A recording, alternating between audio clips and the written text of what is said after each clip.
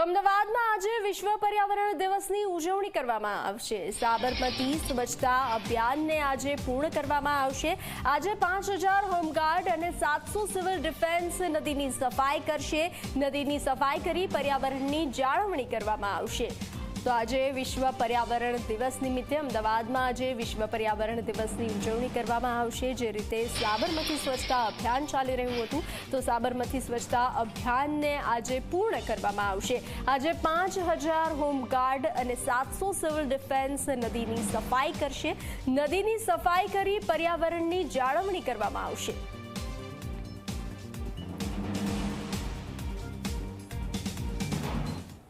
આજે વિશ્વ પર્યાવરણ દિવસ છે અને સમગ્ર વિશ્વ પર્યાવરણની જતન માટેની કામગીરી કરી રહ્યું છે। અત્યારે સાબરમતી રિવરફ્રન્ટમાં હું ઉપસ્થિત છું અને 5000 જેટલા જે હોમગાર્ડ છે એ સાફ સફાઈની કામગીરી કરી રહ્યા છે।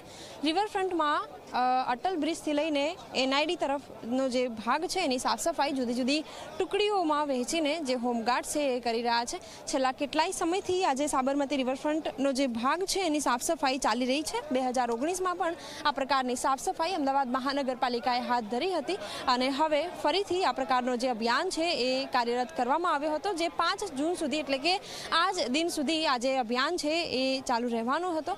આજે 5000 હોમગાર્ડ સહિત 700 જેટલા જે સિવિલ સ્ટાફ છે તે પણ અહીં કાર્યરત જોવા મળી રહ્યા છે।